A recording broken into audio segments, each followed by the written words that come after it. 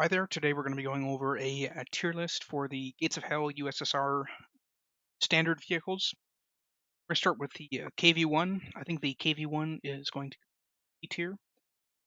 There's some early game cheeses you can do with the KV-1 that are pretty good because nothing in the early and even into the mid game, P4s will have a really hard time penning it from the front. You have to the only way it can be killed is with heat basically. So if you get this early, it can actually do some good. It's kind of a cheese strat, but other than that, it falls off very quickly. KV1 B tier. Next, we got the T20. I really like the T20. I think it's going to go A tier. I like it a lot. You get a lot of good from 100 for 100 MP. You get a platform that's easily hull down because it's so low to the ground. You can just barely peek it over a hill and be very hard to hit.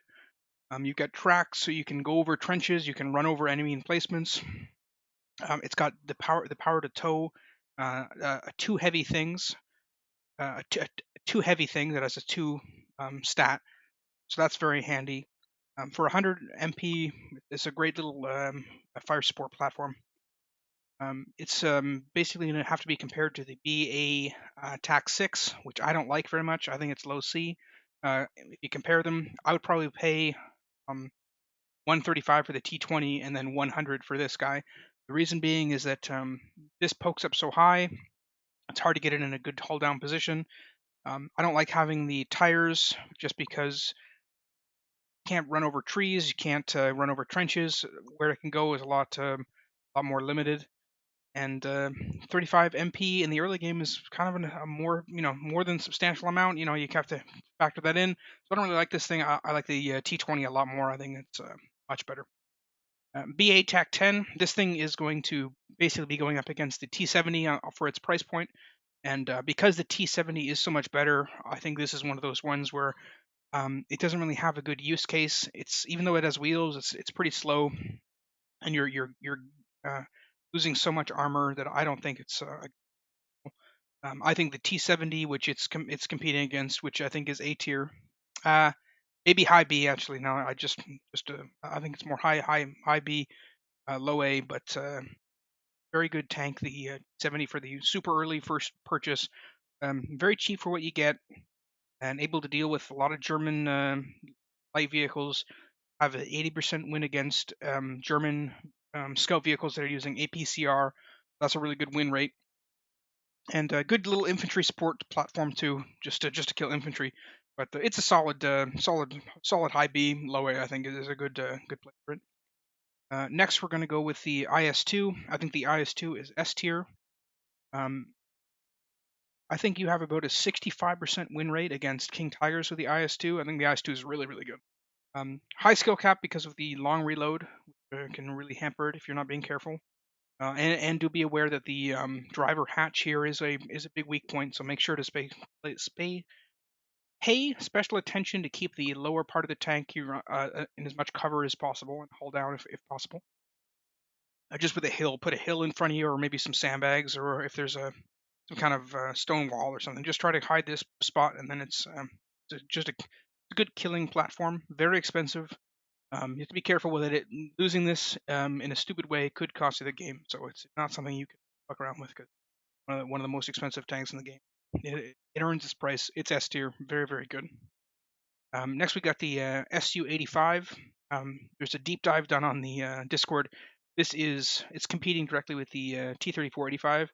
In every metric, this is much worse. For just a little more money for this, so much worse. You never get it. It's a obsolete tank that probably needs a redesign for its price or something. I don't know. It's not good. You shouldn't be buying it. KV-1 IS. Well, the KV-1 can do some nice early game cheese stuff because its turret is it can fight P4s. It's not like it's kind of a cripple fight. No one can really do anything to each other. But the KV-1S just has no chance to pen P4s, so it's going to go low C. Not much of a price difference. I'd rather just pay the extra 35 and get a better gun. Also, this turret is pretty weak armor-wise, so I don't like this thing. I don't know how to balance this thing because I'd probably just remove it off of the late war thing because it's kind of you're just gonna get it. Anyone's doing a heavy tank push is just gonna go for the KV-1, so it really doesn't have much of a niche, I don't think. Unlike the our next tank, which is the IS-1, it's sort of similar. It's just a cheaper version of a better tank, but this one actually is a bit compelling because it is such a big price difference that you can actually make use of this. It's kind of a dark horse pick. I've never seen anyone use it, but this is actually kind of a dark horse pick. I think this is going to be a mid B tier IS-1 sleeper pretty good.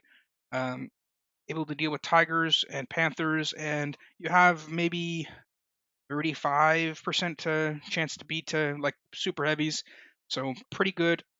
What you might want to consider is going for it really early. So instead of getting something to deal with the P4, just save up a little more for this, and then this thing will dominate P4s. So interesting little value proposition here in the IS-1. Something to next we're going to go with the Dishka truck.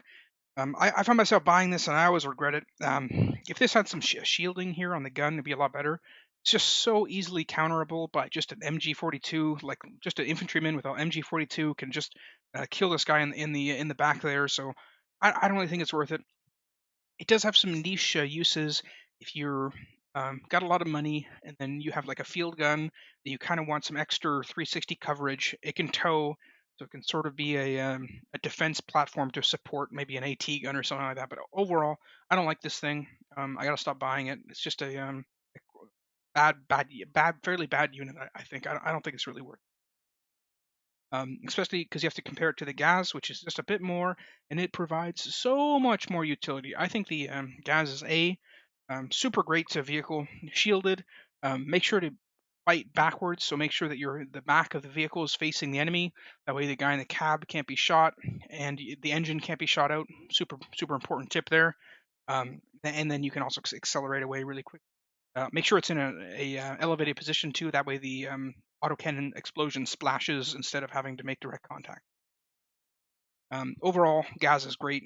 Little expensive, but it's really good. It justifies its cost, that's for sure.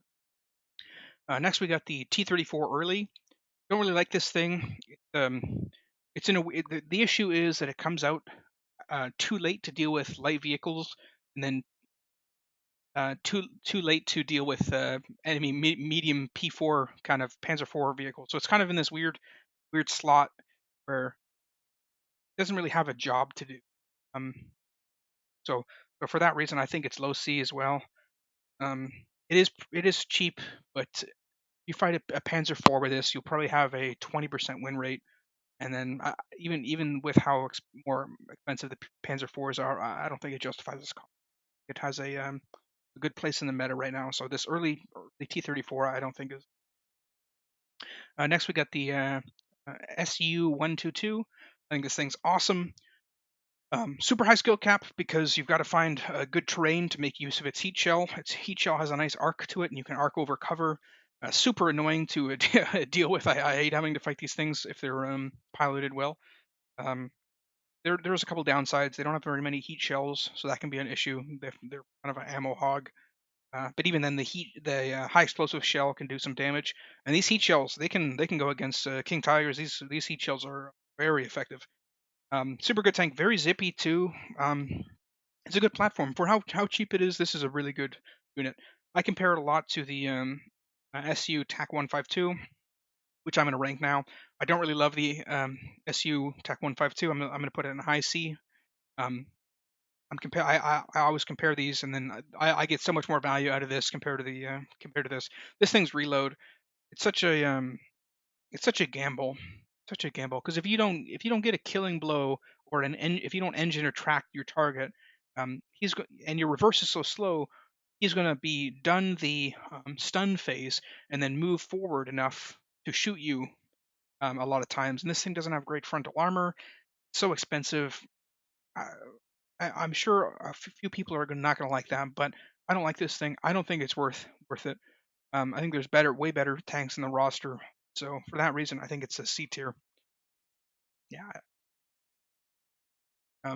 Next up is the SU TAC 76.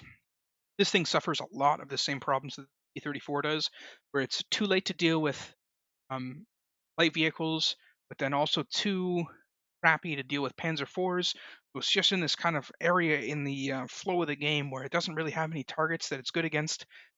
It's super low muzzle velocity and accuracy is horrible. So for that reason, I think this thing is D tier. I see it's a very popular tank, but I think it's a very poor tank. Its armor is terrible. It doesn't have a good rotating turret. It's a tank destroyer or assault gun, but just not very good. Not very good. No machine gun on either to deal with any infantry that push up. I think this thing's really poor. I see a lot of people going, and I think objectively this is a very bad tank that people. And last but definitely not least, we have the T-34-85. This thing is complete S tier. This is the best tank on the Russian roster by far for price to performance. This thing can, and this may be surprising, but if you want to, you can go into a custom game and check. This thing can pen King Tiger from the front in the turret. That's both versions as well. The better version of the King Tiger, the spot is a little smaller, but in any case, this is a 675 manpower tank that can tackle super heavies. So that's crazy. You'll have a 75% win rate against P4s and maybe a 30% win rate against Tigers. This thing is extremely strong. The gun's great. Armor is a little lacking. It's pretty lacking. Maybe half of the P4 shots will pen you, but the engine's good, and it's really a nice main battle tank that any situation is going to be able to perform well. It really doesn't isn't lacking in any department in the war. So really good, super solid. Probably needs a nerf. I would probably put it to like 730 MP. Would probably make it more fair. I'm basically buying this tank 80% of the time. 80% of my tank purchases are going to be a T-34. It's that strong. This is my tier list here. I've tried to be as objective as possible. But if your pet tank is rated low here, that's okay. Everyone's has their own opinions. That's all right. But this is my tier list, and this video is over.